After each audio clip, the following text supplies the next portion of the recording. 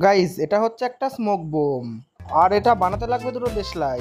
তারপরে দেশলাইয়ের কাঠিগুলো বার করে নিতে হবে ঠিক এইভাবে।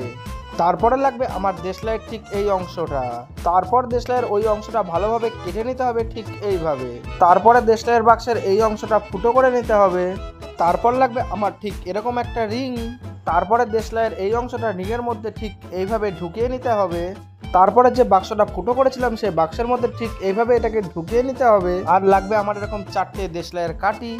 আর দেশলাইয়ের কাঠিগুলোকে এই রাবার ব্যান্ড দিয়ে ঠিক এইভাবে পেঁচিয়ে নিতে হবে। তারপর ওই পেঁচানো কাঠিগুলো ঠিক দেশলাইয়ের ওই খামের মধ্যে এইভাবে ঢুকিয়ে নিতে হবে। তারপরে দেশলাইয়ের কাঠিগুলো ঠিক এইভাবে ভেঙে নিতে হবে। আর গাইস, বেশি ধোঁয়া হওয়ার জন্য লাগবে ধূপ। আর ধূপগুলোও ভেঙে নিতে হবে। তারপরে দুটোকে একসঙ্গে মিক্সড করে নিতে হবে। তারপরে দেশলাইয়ের বাক্সের মধ্যে কাঠিগুলো ঢুকিয়ে নিতে হবে। আর এদিকে আমাদের তৈরি হয়ে গেছে স্মোক বোম। আর এটা যদি ওয়ার্ক করে অবশ্যই সাবস্ক্রাইব করবে। আর এদিকে এটা ওয়ার্ক করেছে তাহলে সাবস্ক্রাইব করে দাও।